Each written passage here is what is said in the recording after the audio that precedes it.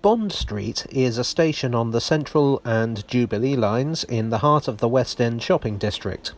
But if one man had had his way, it might have gone by a totally different name. Or so it's said. The station is actually located on Oxford Street, famous for its department stores. The biggest such store is Selfridges, where they sell more than just fridges.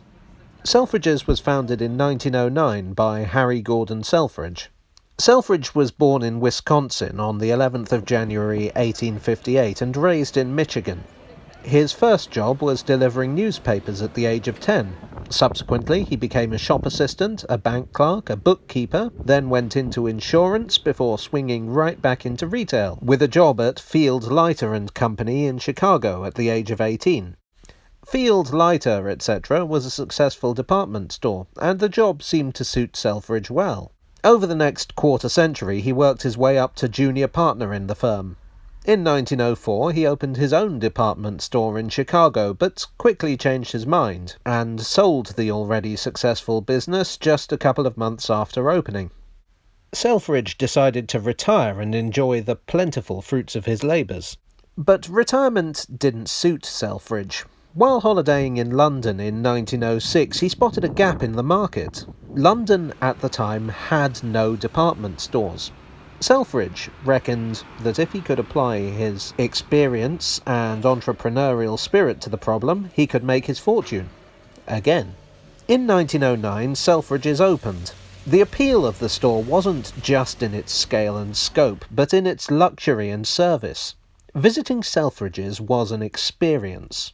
The store was beautifully decorated inside and out. Staff were taught to be helpful but not intrusive, to essentially act as devoted servants to everyone who came in.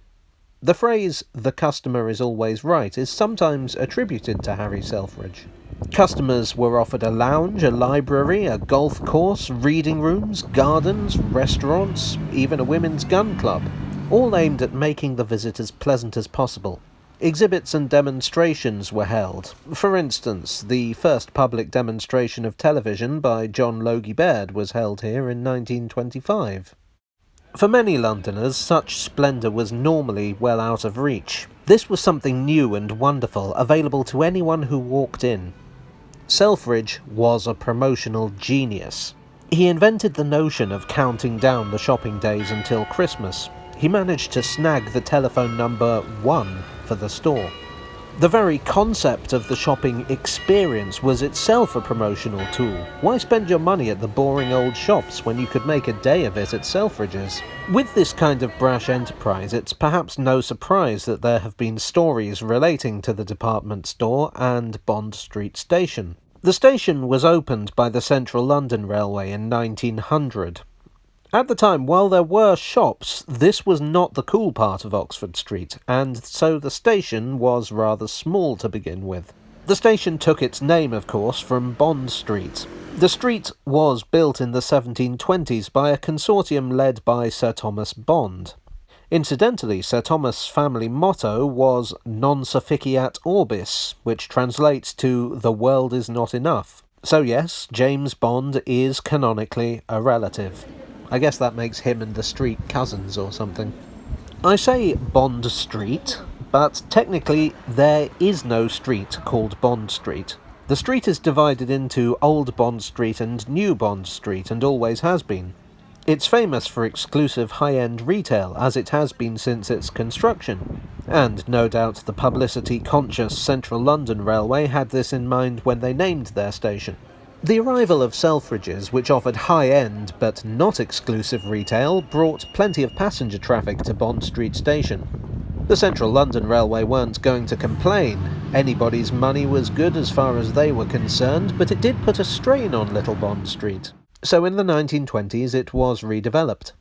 At the same time, Selfridges was also being redeveloped, which led to the idea of a possible joint venture, namely a subway from the station to Selfridges. There would apparently also have been a private booking hall in the store's basement at platform level, complete with a travelator to whisk customers to their trains.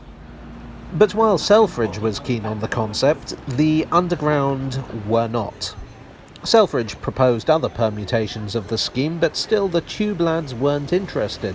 Mostly it was a question of cost. The subterranean works necessary would have been extremely expensive, and there was no reason to believe that it would attract substantially more people to come by tube. In the 1930s, the idea was dropped. But this is where the title of this video becomes relevant. There's a story that I've come across in various books that Selfridge actually wanted the station renamed Selfridges, either in the 1920s or when the station was originally built. However, the more serious and in-depth underground histories make no mention of it. While it does sound very in line with Selfridge's character, I'm inclined to label this one as a myth. Not least because Selfridge would have to have been very forward-looking indeed in 1900 to name the station after a store he hadn't even thought of yet. In 1979, Bond Street Station would be rebuilt again to allow the Jubilee line in.